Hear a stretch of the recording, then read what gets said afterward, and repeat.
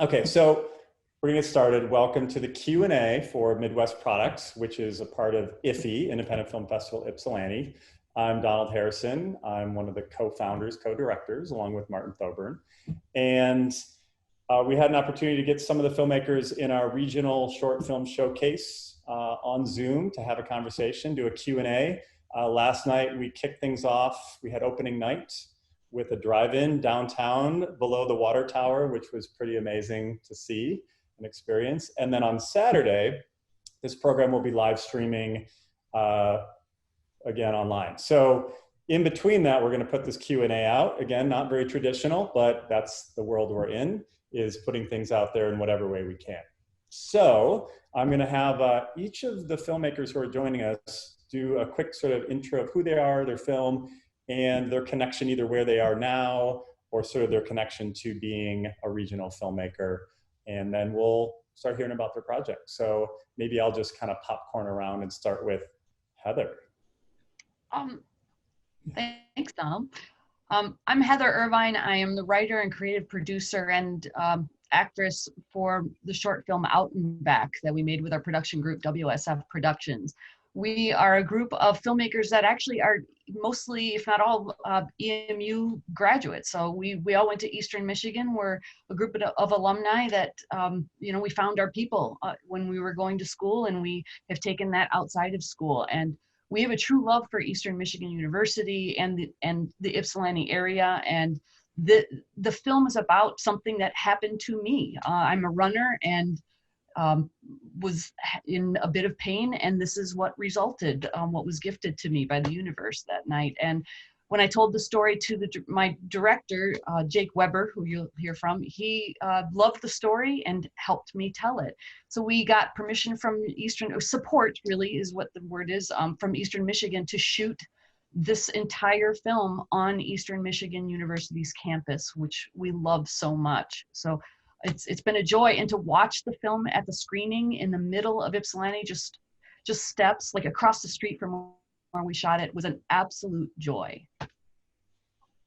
Awesome, thank you, Heather. And then that seems like a good segue into Jake, who on my panel's right next to you anyway. Yeah, so my name's Jake Weber. I was the director, cinematographer, and editor for Out and Back. And it's Heather's story. It was her baby. I remember we were actually on the way home from a film festival in Orlando like 3 years ago when Heather first told me this story. And it's something that we've talked about on and off, but we finally got the chance to shoot it, and we got to shoot it in our backyard. I also went to Eastern, and I'm local to the area. So it was good to be able to highlight, part of our past and how we cross paths together all in one film. Excellent. And Martin, are we seeing now a clip? Is this what's going on?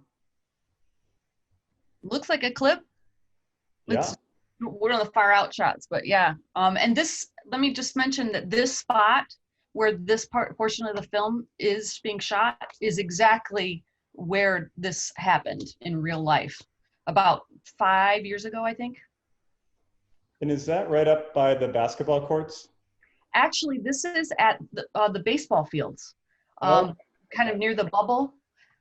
But yeah, this is the exact location of where it happened. Okay. And what's beautiful to me is this man who I do not know and would not be able to recognize, because now I can only see it from Out and Back's perspective. I can barely see it in my mind's eye anymore because this has taken over, is that I don't know who this man is. So what that allows me to do is now see him in everyone else. I have no idea. Anyone I see could be him. And I find that really comforting. Sweet. All right, let's, and then we'll popcorn back around, and I want to hear a little bit more about the film. And so who wants to go next? Let's see whoever I see raise their hand next. Who is so eager to jump in? And Adam, I knew somebody would eventually break. I'll just continue on the theme of Eastern Michigan alumni. So I also am a graduate of Eastern Michigan University. I graduated back in 2016. I studied art and design at Eastern. So yeah, I went to school at Eastern. I lived in Ypsi for about 8 years, maybe a little bit longer, and then I just recently moved to Detroit, and I'm the writer director of the of Bliss Burger. Excellent. And we'll jump back into Blissburger. And Martin, if you do want to cue stuff up, that's cool. I wasn't even expecting real-time B-roll. Look at this. This is, yeah. And then Toko or Emmy, who wants to jump in next and say, so your connection to being regional, and you're pointing at Emmy, is that? Yeah, I think so. Okay. Okay.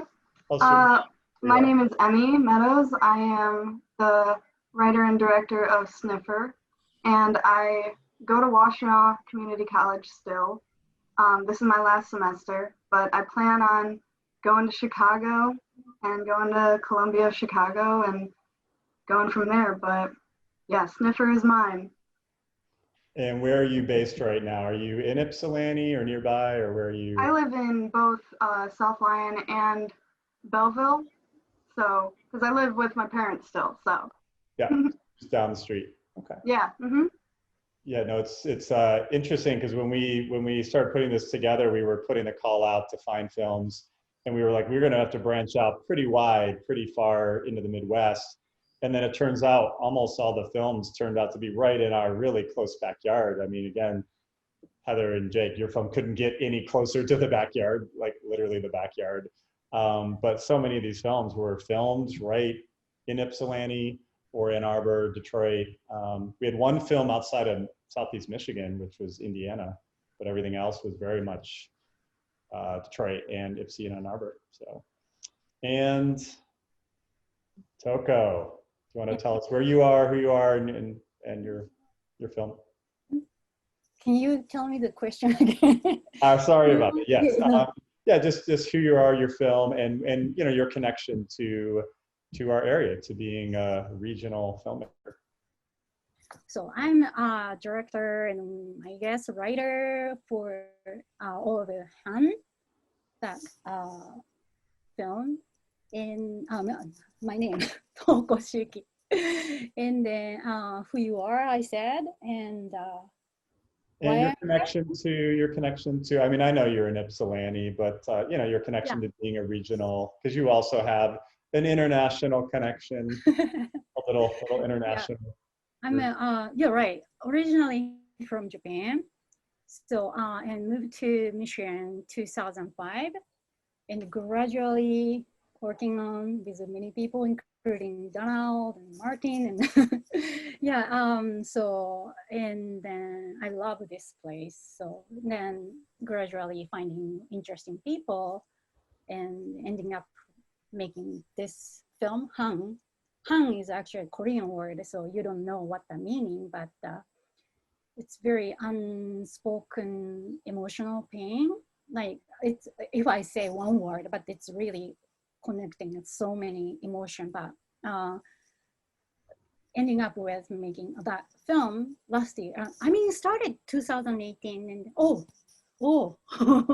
she's a composer who made this beautiful, strong music, Han, string quartet, and then brought me, this is actually my revealing myself music, and I really want to visualize with you. And then her story, she told me her life story, and I really resonates so well with me. And then I'd love to do this. I'll do that. I mean, on that, like instantly. And then I listened to her music and then made us sort of like visualize through my experience and also her experience, and also actually these musicians first hiding their face because they're bystander, but they're also revealing themselves with music and something like that. So it's interesting. Actually, I'm the only person working with University of Michigan people, I guess, because the people said instant, but those people are mostly University of Michigan. And this Buto dancer is actually flew from Japan for this shooting, only 5 days. And then, yeah, it was special, but I knew he could express by using his body. So I needed him, and I told I need him, and it didn't happen. So Toko, so you knew him. You had a relationship with this dancer in particular. It wasn't that he was going to be here. You were like, this is who the artist we need to bring this to life. I mean, he's pretty incredible, and seeing Yes. this outside and the downtown was also pretty amazing. Right. Yeah, he actually taught dance at the University of Michigan 2004, I think. And then guest dancer, he visited here 2006. So a little bit he knew about this area, but for this one, I just told him why I need him. And then I know he expressed things so emotional using his body. So I don't too much direct, but told him the reason why we need him. And then he said, I'm in, and he came here. Yeah, Basically improvised. You had so many elements that you were bringing together. And I wonder, do you think of this film as a music video? Because I was thinking about it after watching it again last night, how like if hundreds of years ago, if you have like orchestral symphonies and all this, if they could have a music video, what would that have looked like? And I feel like in many ways, this is not at all a traditional type of music that would have a music video. But in some ways, I feel like you made like a symphonic music video. Did you think of it as a music video in any way, or something beyond? Well, like for me, it's easy to say music video, but it's not music video. It's really like, it's story, like visual story, and like, yeah, I don't think that as a music video too much. The full film, how long? Because we ended up with a shorter version of it for our film fest again to be able to fit it in our format. But how long is the full version? Yes, actual full-length film is 28 minutes, about 28 minutes, and more showing that unspoken emotional pain. That part is much longer, but it's interesting to see this Maum edition. Maum is in Korea, heart or soul or mind. This edition is focusing on revealing what's inside and also accepting and healing. So under this like pandemic, to watch this version is kind of like focusing on that part, accepting and healing is a kind of like really appropriate to me.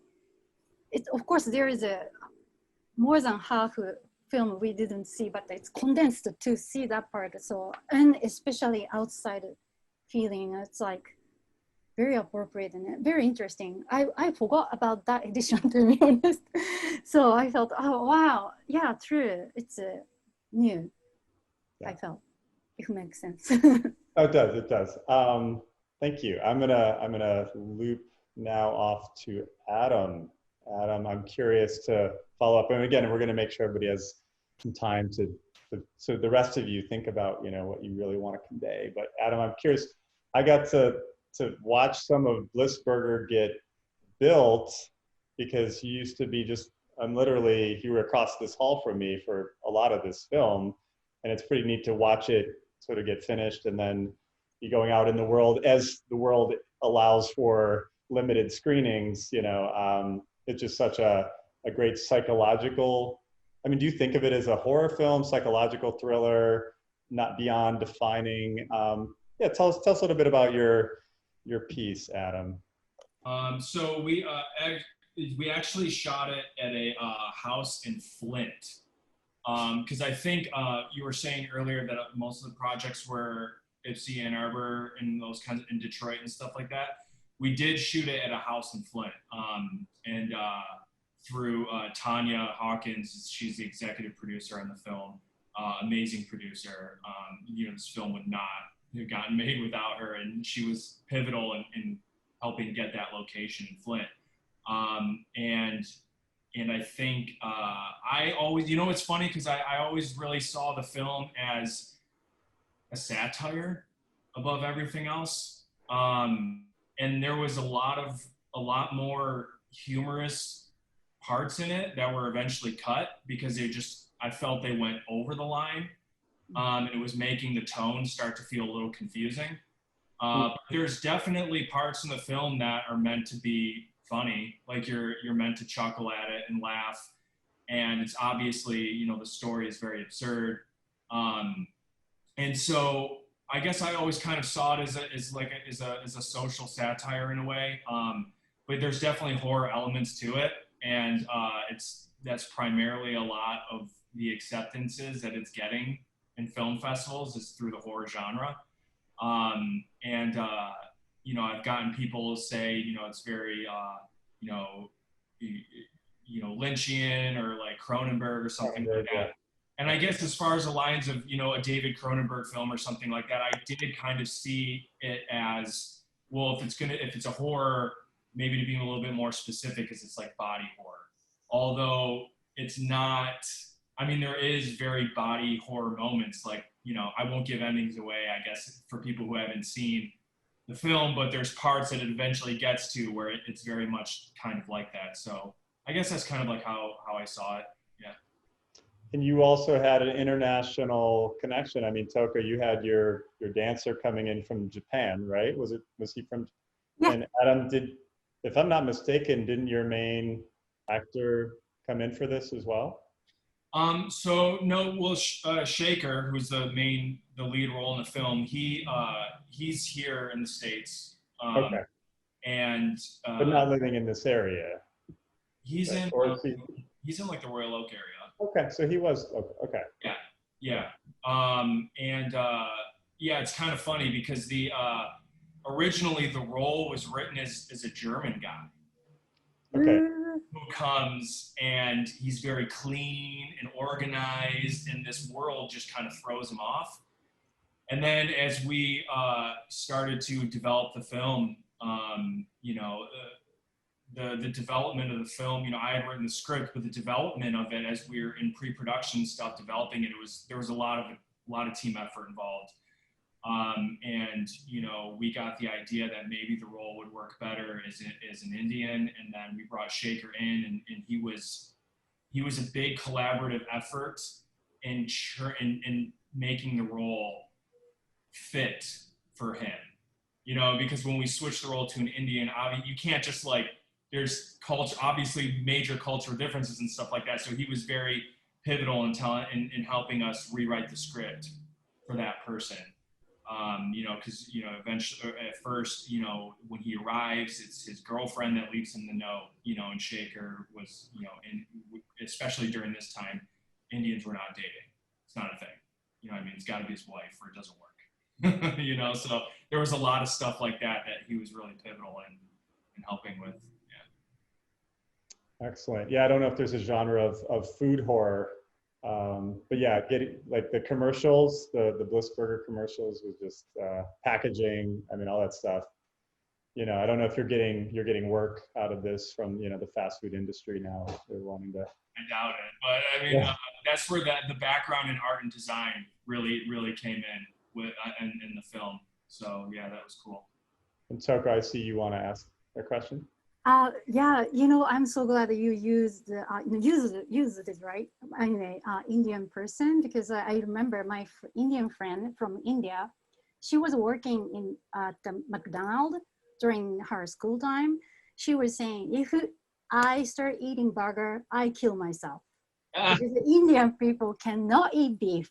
That's why kind of an extra interesting meaning in this movie. Yeah, so that was another thing that we really, the team, we really went back and forth on. You know, me, Tanya, Shaker, a couple other of us really went back and forth of like, this is a big moment for him because he's eating beef and he's not supposed to be doing that.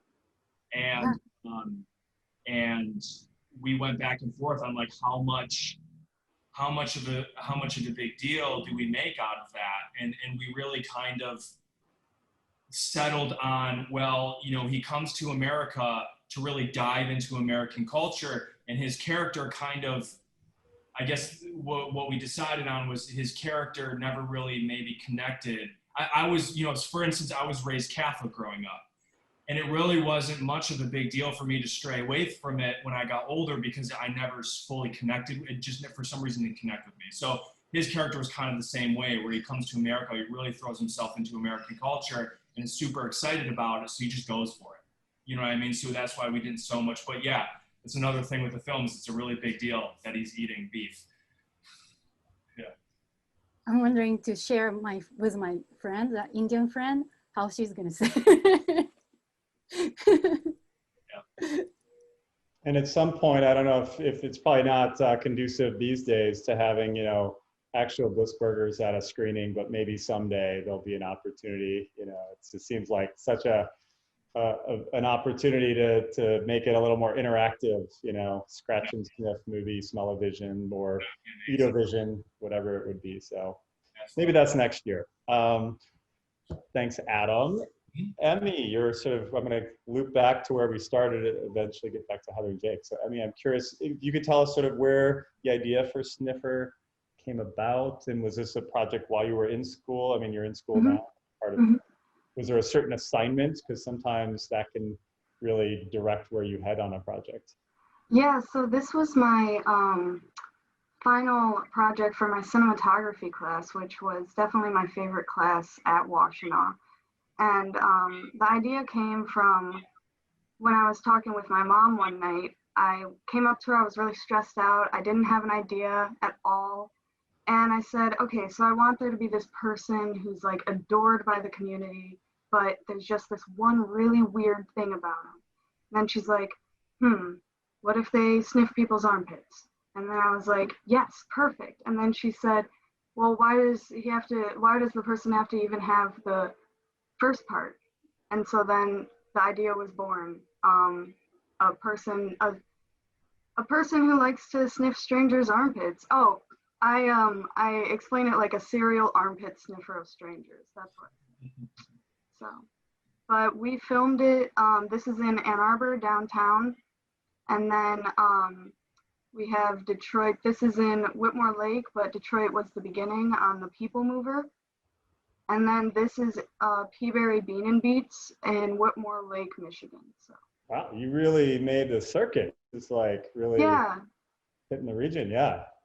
What made you want to go to all these different locations? Just a matter of finding spots where you could go have your lead sniff people at free will? Were these sniffing friendly locations? Yes, well, all the sniffers or all the sniffies were friends of mine, but just to say, yeah, we didn't sniff anyone without their acknowledgement, without them knowing. But anyway, yeah, when I was at UMaCon over last November, I was on the People Mover and I was like, this is so cool, I need to film on it. So I thought that I tried to think of like ideas to like around the People Mover setting, and it just became, yeah. Yeah.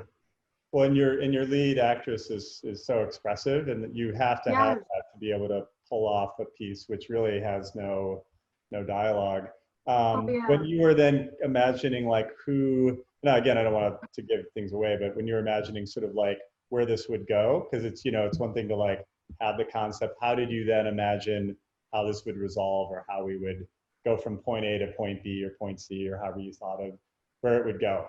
I kind of figured there would be like a happy ending, and in my mind it's kind of like Sniffer like is finally happy, you know, the Sniffer is finally happy.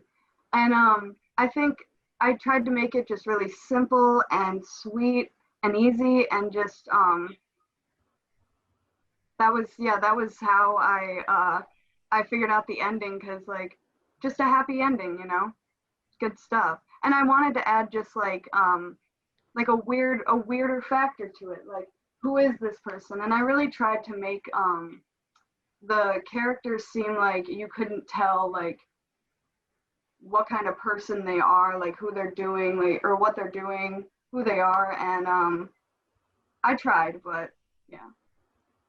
Yeah, I think trying to sort of create that open-endedness, because we don't know much about this character. Exactly, and I kind of wanted the audience not to know, and I wanted the audience to just like see, like, there is this person that is sniffing someone's armpit next to them. And my favorite part was the last one where she got like freaked out and I mean, she got freaked out the first time, but the other one when she literally like left the store and then turned around and then saw something. Yeah, I love that little film because I like the idea of just like a weird concept. I got inspired by the movie Gummo a lot by Harmony Korine, and that one's a really weird one. So excellent. And so you're planning to head off to Chicago? You said Columbia College? Yeah, a lot of my friends from Washtenaw went to Columbia, Chicago, so I think I might follow them. Okay. But, I know a teacher there and a student there, so. Sweet, yeah. I heard it's a good school.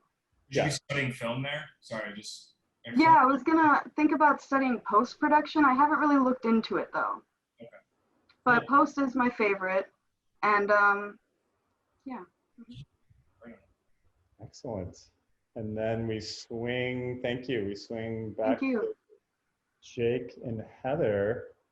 And, you know, we talked a little bit about the project and the inspiration for it, Heather, but, you know, for me, I also run through EMU. I live really close to campus. So when we first connected, it was like, wow, I recognize most of where you're running, and you really, you know, spend time to try to bring us into that experience. And then, you know, of course, I'm so curious of like, obviously you, but the character is sad and we don't know why. And I really relate to that. And like, of course, I want to know what's going on, but you know, it's obviously just like with Emmy, it's like, hey, I want to leave this open-ended. I don't know if you want to talk about sort of how much you wanted us to know, or how, you know, you definitely, I feel like, brought us into the world of her as a runner and, you know, sort of that experience. Well, thanks for that. You know, because this was the topic of conversation. I actually had I didn't share this story. I kept it really close to me because it was very special. So the first time that I shared the story of what happened, the person that I talked to, because I said, I think I want to make a film out of this. I mean, as much as I love it for myself, I think it could be beneficial to others. I think other people need to see how beautiful life can be in these hard moments, and what we can give to others in such big but small ways. And I was basically shut down. I was asked the question, well, now, you know, why is she crying? We need to know why she's crying. We need to know why he's crying. We need to know all the story, you know, backstory about why. And I had to sit on that for a while. It kind of shut me up for a little while. And then I kind of found my voice again when I told Jake the story. And he says, no, we really don't. And I'm like, yeah, he validated what I was thinking. I don't think we need to know. Because she could be crying about a thing. She could be crying about something. She could be crying about nothing or everything.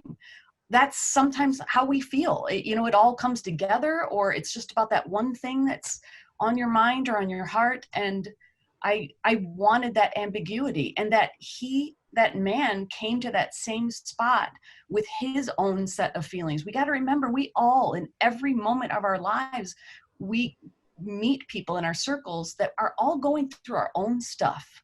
And in this moment in my life, we happen to meet at the same place, needing the same thing.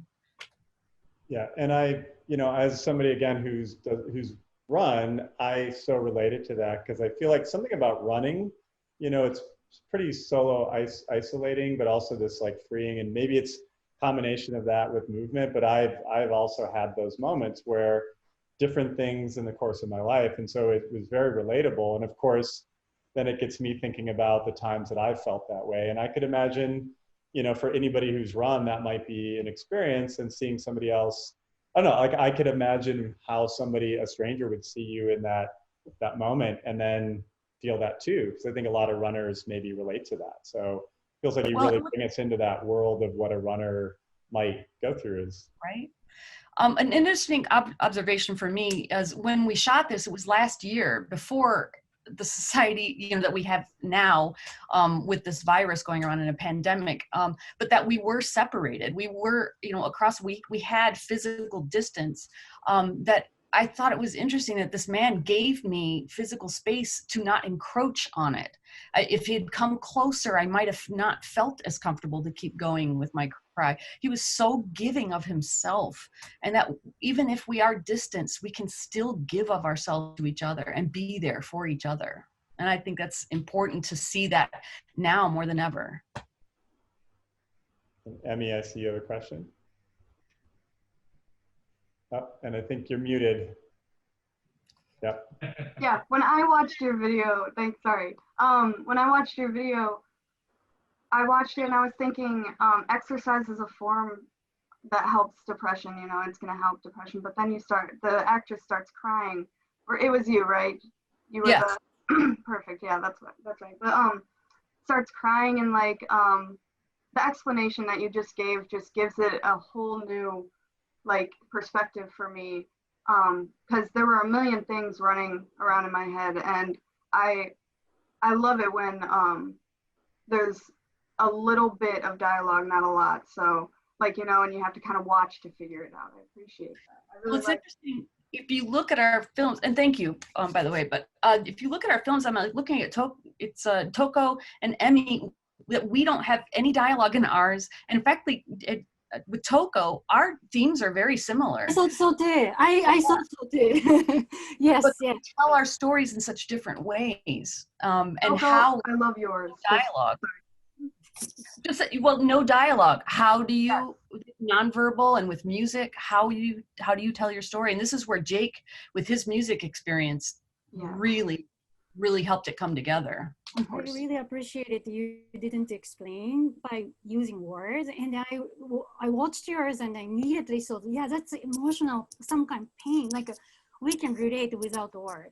That's why I'm hearing that hand concept, and also she's from Korea, totally different from me, but I also have my own, and I believe each one somehow can relate without any explanation. Then I was thinking, yeah, definitely. That's what I was gonna say too. Was so beautiful about your guys' film is that the minute you explain it, like through dialogue or tell the audience, which is then you're immediately going to exclude certain people. You know, whereas like if her issue is a female issue, then maybe a male audience wouldn't be able to, you know. So the fact that you don't explain it, every single person who watches it relates. You know. That's awesome. Yeah, that's a great. And as a runner, Donald, as a runner, you know, I was feeling these feelings, as we do.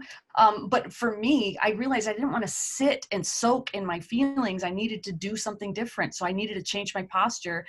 And that's what running does for me, and for many other people. I just needed to get out and work it out. And that's what ended up happening. So it on many levels, here's the thing, is not everybody gets it. And we knew that was going to be the case, that people were going to look at it and go, well, why is she crying? Why is he crying? What's going on? And that's okay. But the people that get it, they get it. Mm-hmm. And I appreciate that a lot. I want to ask Jake to follow up on this, to capture that, right? So you think some really great camera work, you know, just in terms of like, you know, somebody running and moving and sort of the, you know, what went into doing that to really try to bring us into the experience of getting us to that point where we would then sit with somebody, you know. Yeah, so for me, when I was talking to Heather about it, we definitely, even before like pre-COVID, like with distance and being separate and far apart, that's kind of what I wanted to do in terms of the camera work, is to, you know, it's almost like someone's watching her, but it's from a distance, and you're just observing her in her environment. We hardly lit any of the scenes. We just worked off of all the street lights that Eastern provides. But the main goal was to show distance through the camera work, and then when they come and sit down together towards right here. I edit it and I shot it to where they start off a distance, but then as the scene plays on, they get closer and closer to get together until the last shot when Heather looks at Armand and before she runs off. It's like they were distanced, but now they work, you know, together and became closer. So rather than they weren't moving, you were shooting it in a way to bring them together. I would go on like a tighter lens, or because the majority of the film was shot on like very, you know, wide angle lens, just to be able to show the landscape, be able to show that Heather's small in the frame, where she's not. It's like you have to look for her, but then, you know, towards the end of the film, it kind of comes together, and you're like, you get closer, and you actually get to feel and see what they're going through. Yeah, I would just like to say I thought the cinematography in this film was really strong, and I think you really helped tell that story visually. And, you know, what strikes me is the scene where the emergency pole is in between them, right? And so what's always sort of in the back of your mind when you're out jogging alone at night, there's a vulnerability there, right? And having that emergency post where you can call, it's sort of like in the back of your mind, like that maybe the story's going to go there. Is this going to get weird? But then to have it not be, but so it's sort of like a reminder of a different outcome. And instead it was this gentle, graceful, emotional release and very positive. But there's always this reminder that there's sort of like this, you know, something scary potentially could happen. And that implied closeness with the lenses where you can see both people in the same shot is very beautiful. So I thought you did a great job with that. Martin, thank you for saying that, because it was important to me to have the emergency pole in there, because it's real, it was right there. But it also non-verbally and very subtly makes you know, people draw their own conclusions. And you know, the stereotypes that we see in film, and what are you going to think about this guy that comes up? And then is it flipped for you, or does it play into what you thought was going to happen? But that emergency pole, knowing I could have gotten help right there, you know, if I'd have felt threatened by this person, that it was right there, but that's not what happened. So thank you for pointing that out. It's very flattering. That made my day. Thank you. Are there any last, thank you both. Are there any last sort of things that people didn't get to say about their projects, or a question for one of the other makers? Because I know we have a screening tomorrow night, and it's totally different. Rather than being in a parking lot in cars, or, you know, sitting on the side with mask on, it'll be live streaming, but maybe chatting, maybe on the YouTube chat, might be a couple of you. Are you planning on watching it again? I mean, or joining us in the chat? Yeah, I was going to watch it again online. Yeah. Yeah, the only thing I would just like to add, just to say, going out, you know, outro for my film, is I just wanted to acknowledge all the people who worked on it. You know, like Bliss Burger was such a massive undertaking, and it took a village of people to put it together. You know, like Tanya Hawkins, who's the executive producer, was, like I said, the movie would not have been made without her. She's like, you know, amazing, even in, you know, creative aspects, everything. And then Peter Harold, the cinematographer who shot it, Gary, who was also a producer on the film, Gary Nola, and then, you know, it's just, there's so, you know, I can go down the list. Martin, you cue the credits, right? Yeah. You scroll through the. There's so many. There were so many. Yeah, yours is a real serious, like, big production, Adam. I mean, you had a chef, you had somebody making burgers. I mean, that's and then Shannon Basala, she was the prop designer and oversaw the special effects. It was her first time doing it on a film. And some of these people were there last night at the drive-in. Like, I think Tanya was there with Shannon. I feel like. I don't think Shannon is able to out of town. She wasn't able to make it. I met a couple of Blissburger. You had a crew there last night. Yeah, definitely. And so and Shannon Basala did the prop design and special effects, which is like, for her doing that I know the work that she's done in like 3D design and stuff. I knew she could pull it off, but what she put together was amazing. So I just want to thank everyone, and definitely, you know, who helped on the film. It's just like, I want to say something. Thank you guys, Donald and Martin and Hafsa. We really needed this, like, under the pandemic, and we really, like, sacrificed so many joy about seeing the movie on the big screen, and then experience all together. That's it. I realized last night, so missed this. And then we experienced that experience. I know live streaming is also great. Everybody should check it out. But at the same time, of course, you know, it's not perfect theater, but actually nature, I mean, from the car, lights hit the tree and then making the tree shadow inside the movie, that is a kind of, oh wow, I can see like this way. It's special. Never imagine like, oh, I'm gonna make a movie for like tree shadows and car lights to interact with. Yeah, it was definitely unusual. Yeah. It was great. Yeah, thank you so much for making this happen. Really, really. I mean, You're welcome. You know, this wasn't how we didn't do this because of the pandemic. We had planned to do this in April inside in theaters. So, you know, for us, we want to do another shout out to the DDA for setting it up and making this happen for us. And really, it went so smoothly. We got nice weather, which helps. But yeah, it was kind of, you know, because of them, we were able to do this and then turn it into opening night.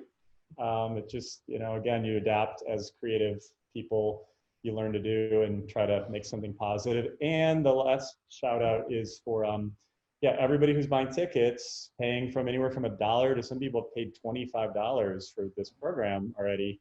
And that's all going to We the People Opportunity Farm, which is here in Ypsilanti. And they're having people who were in the criminal justice system, working on farms, getting training, just a really awesome program that Melvin and this whole crew are doing here in town. So yeah, it's really nice to know that all the programs that are streaming are supporting things positive, and we're just trying to make something good happen with at least this first year, just get it going and have some things. So Heather, I think you wanted to say one more thing, or? Well, I just wanted to, last night was such an amazing event. I mean, really piggybacking off of what Toko was saying is that I'm sitting here watching, of course, you know, a film that I'm connected to, but the bigger thing is I'm watching films outside in like a mile from not even a mile from my home, steps away from where we shot our film, but with traffic literally going in every direction around us, with the lights and the sounds and pedestrians. And I mean, it was beautiful. I loved all of that, but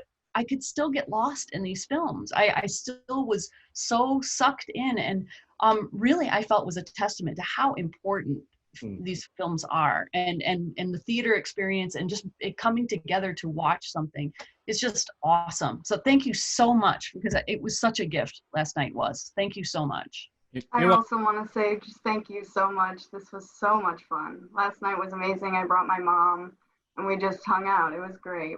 So you were there as well. So that's excellent. And there's a lot of people today who didn't know other people were there. I'm seeing online, social media, people are like, oh, I didn't know you were there, because we're either in Master and Cars, but I know Jen Proctor and Aaron, we added their film into the drive-in. Their film's in Martin, the program Saturday night.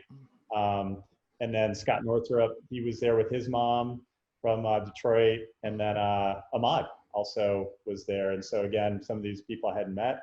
I didn't even know Emmy. I was hoping everybody was there, but it's nice. Oh yeah, I was. It was awesome. Safe, right? Like. Say that again, Adam. What was that?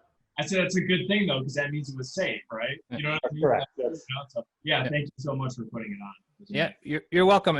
And thank you so much for saying that. It's one of our goals with iFFY is to not only celebrate that film culture, but also bring together the film community within Southeastern Michigan. You know, Michigan isn't known for cinema necessarily, but there's a decent filmmaking community here, and we don't necessarily always know each other, interact with each other. And so having something like iFFY, a film festival that's regionally based and having these regional celebrations, is trying to bring that community together and celebrate it, because that's really the platform that we want to have as filmmakers, is sharing things on the big screen with your peers. I think is sort of the ultimate format for that. Well, I think that's a perfect conclusion. Martin, co-director, iFFY, and all of you filmmakers for joining us. Thank you so much for telling us more about your work and being part of the first ever iFFY. These are apparently the hot t-shirts. I was being harassed by Adam, one of your friends, harassed me so nicely that eventually. He was so stoked on the design. It was just like, it was It was a personal goal of his. He's Apparently, like, I need to go set up a store because these are in hot demand. I'll be They're wearing mine awesome. proudly. I can't Yeah. wait. You each Yep. get with Emmy. Emmy, we coordinate, and Jake as well. If you want one, coordinate. We'll figure out a way to socially distance, drop it, throw it. Yep. And if you can missed all these films and you didn't get them to the drive-in, they're streaming tomorrow at 7 p.m. Midwest Products. And go here, buy your tickets at iffyipsy.com, and just go ahead and buy there. It's a donation to the We the People Opportunity Farm. Donald, do you want to say a little bit more about what We the People Opportunity Farm does? I did. Oh, you already did? Yep. So, yeah, and then tonight, 7 o'clock, we've got Skin, Sound, Synth and the Ottawa animation program. And then tomorrow night, the other two programs. So 4 fantastic, wild, weird, wonderful short programs. So, yeah, I think that's a wrap. Thank you, everybody. Bye. Thank you so much. Thank you. Thank you. Everyone. All right. Cheers.